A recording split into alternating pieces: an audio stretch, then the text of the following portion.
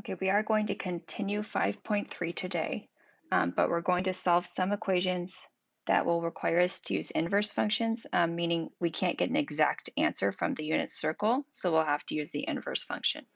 Okay, so for example 10, let's see, tangent squared x minus 3 tangent x minus 4 equals 0. It already equals 0, it's quadratic. I'm going to go ahead and factor it.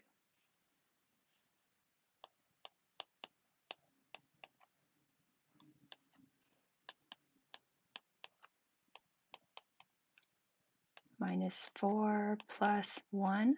And then if I use the zero product property, I get the tangent of x is equal to 4, and the tangent of x is equal to -1. Okay, now I'm going to have to think about this a little bit. Okay, I like to look at the unit circle. You might like to do it in a different manner. Okay, now the tangent of x equals 4. There's nothing wrong with it equaling to 4. The problem is I just don't know an exact answer for it. Okay, because I don't know an exact answer for it, I have to use the inverse tangent or the arctangent to find an answer for it. Okay, so if the tangent of x is equal to 4, then x is equal to the arctangent of 4. Okay, but because there is no limit on the domain, I have to consider all the coterminal angles to this. Because the period of tangent is pi, I'm going to add pi n, and that should give me all the other points on this circle that give me an equivalent answer. I don't know where arctangent is for, but if I imagine it's here somewhere, if I add pi, I get the one in the other quadrant. Okay, and I'll include I will get all the coterminal answers that way. Okay, now for my second answer, I also have that the tangent of x is equal to -1. That is a location I can find on the circle. Okay, so the tangent of x is equal to -1 is over here.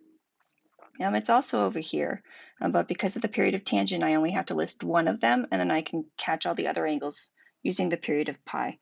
So let's use 3 pi over 4 plus pi n will capture all the other angles, this one, and all the coterminal ones to that.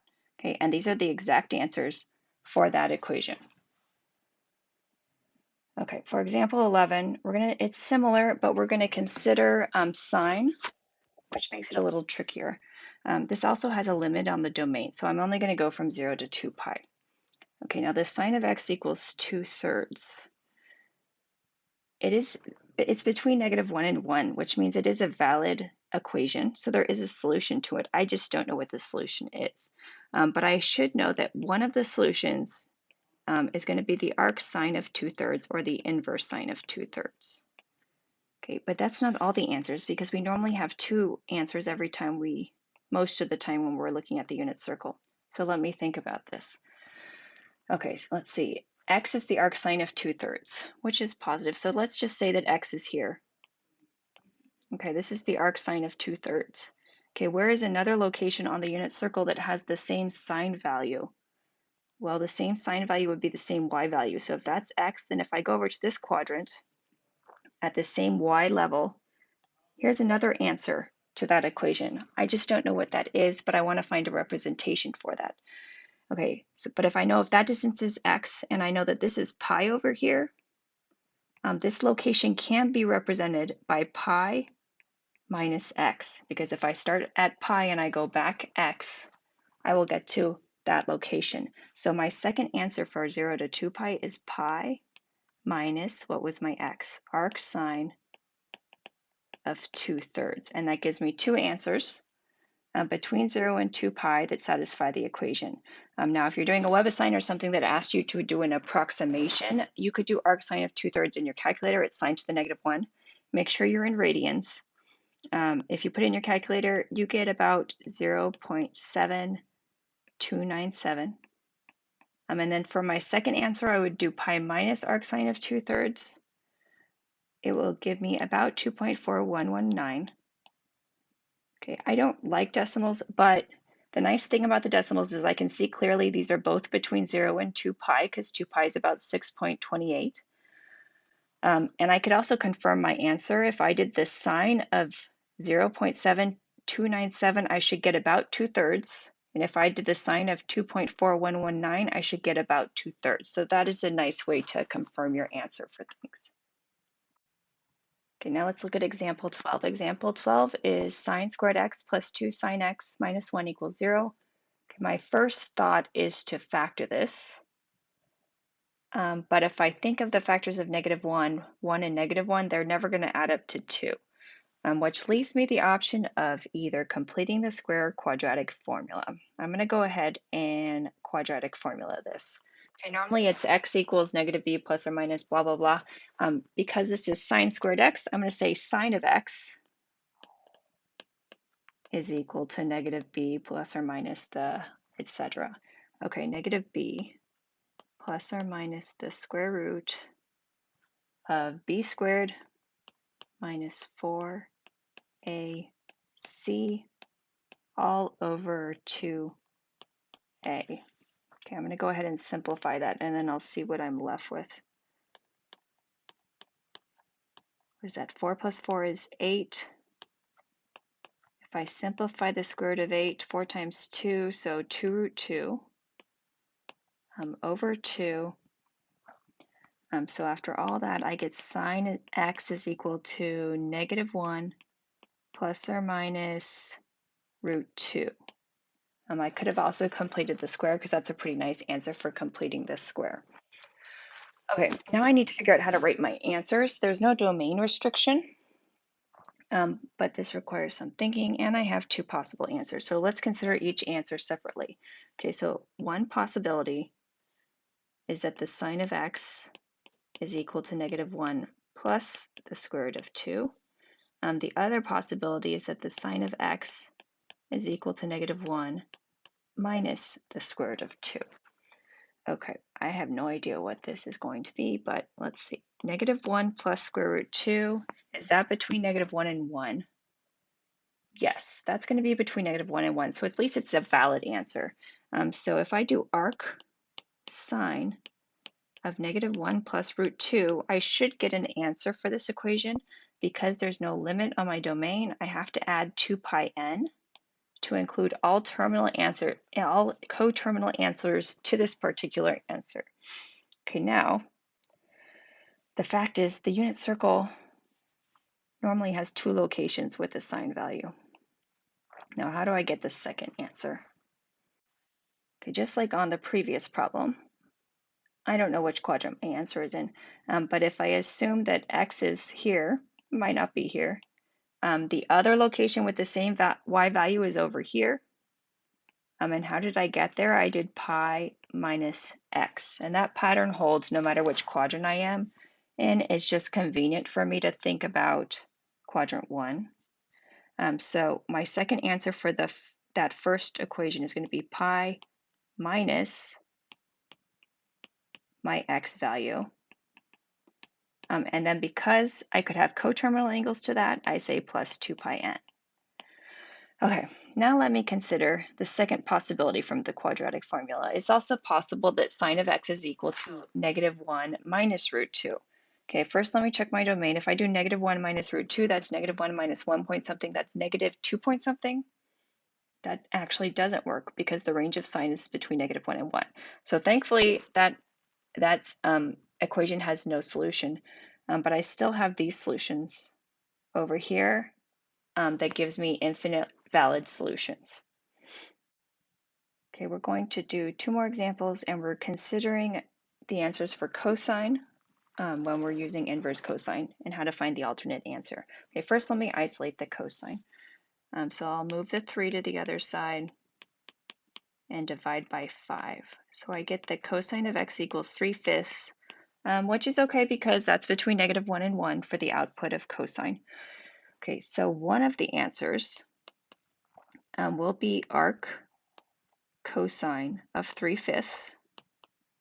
And because the domain is all real numbers, I will add 2 pi n to include all coterminal answers to that location, even though I have no idea what that location is. Okay, now I'm going to consider the unit circle so I can think about where would the other answer to this be. Okay, let's say I assume x is in quadrant 1 because it's easier for me to make a general rule for it. Okay, if this is x and it's arc cosine 3/5. Where's the other location with this same cosine value? Okay, that's going to be down here. Okay, there's different ways to give that location a name. One way would just be to call it negative x. The other way would be to call it 2 pi minus x. Both ways are correct. Whichever way you prefer is fine with me. They're equivalent in your calculator. That will give you similar or equivalent answers. Okay, so if arc cosine of 3/5 plus 2 pi n is one of my possible answers, then the negative arc cosine of 3/5 will give me the other location in the unit circle that has the same cosine value, and I will add 2 pi n to include all coterminal angles to that value.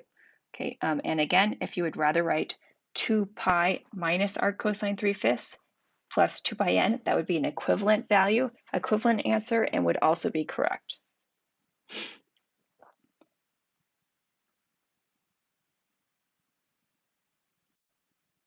Okay, one last example. Okay, secant squared x plus 2 secant x minus 15 equals 0, but I'm restricting from 0 to 2 pi, which normally makes it easier, but in the case of inverse functions, I believe makes it a little trickier. It does equal to 0, so I can go ahead and factor it though.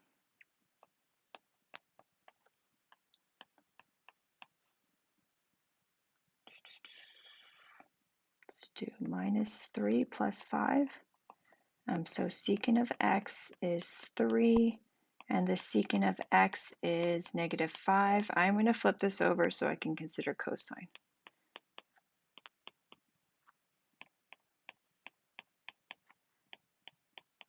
Okay, now cosine x is 1/3.